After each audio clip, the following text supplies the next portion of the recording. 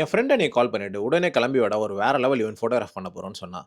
அப்படி என்ன வேற லெவல் ஈவென்ட்? அதுவும் காலேஜ் ஆடிட்டோரியம்லன்னு போனா, ஒரு ஐ ஹாஸ்பிட்டல் இனாகரேட் பண்ண நம்ம தல தோனி வராரு. அண்ட் அந்த ஈவென்ட்ட ஃபோட்டோகிராஃப் பண்ண போற மெயின் குரூ நம்ம தான்னு சொன்னா. அப்போ இது நிஜமாவே வேற லெவல் ஈவென்ட்டா தான் இருக்க போதுன்னு முடிவு பண்ணிட்டேன்.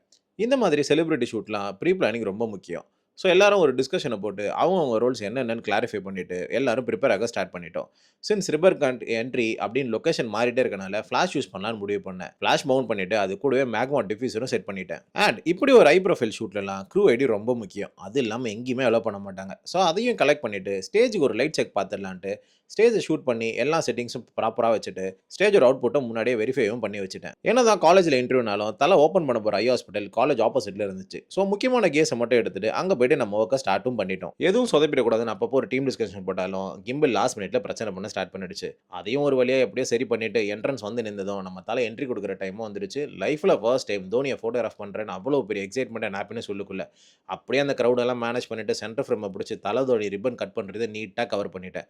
ஃபோட்டோஸ் இங்க ஷேர் பண்ண ஆசை தான். பட் என்ஓசி குடுக்கல. ஃபியூச்சர்ல பெர்மிஷன் குடுத்தா கண்டிப்பா நம்ம பேஜ்ல போஸ்ட் பண்றேன். ஃபர்ஸ்ட்டே சொன்ன மாரி ஃபிளாஷ் அண்ட் டிஃப்யூசர் யூஸ் பண்ணனால, எந்த இடத்துல இருந்தாலும் லைட்ட நீட்டா ஃபில் பண்ணி ஈஸியா எடுத்துட்டேன்.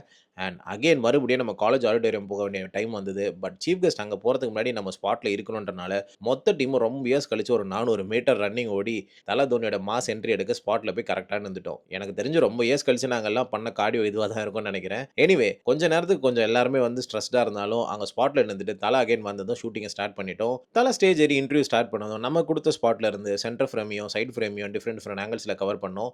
அண்ட் இந்த டைம் நான் R5, R8 2 பாடியுமே யூஸ் பண்ணேன். 2த்துலயும் டிஃபரெண்ட் டிஃபரெண்ட் லென்ஸ் போட்டு wide and at the same time டெலின்னு 2 ஆப்ஷன்ஸையும் யூட்டிலைஸ் பண்ணிட்டு எல்லா ஃப்ரேமையுமே நீட்டா கவர் பண்ணிட்டேன். கொஞ்சம் ஹெக்டிக்கா போன ஷூட்டா இருந்தாலும் மொத்த டீமும் ப்ராப்பரா வொர்க் பண்ணனால என்டையர் ஈவென்ட்ட நாங்க நீட்டா கவர் பண்ணிட்டோம். தோனிய ஃப்ரேம் பண்ணி கேப்சர் பண்ணிட்டேன்ற ஹாப்பி நோட்டோட இன்னொரு மினி விளாக்ல மீட் பண்றேன். Until then this is Padman signing off. Tata bye by.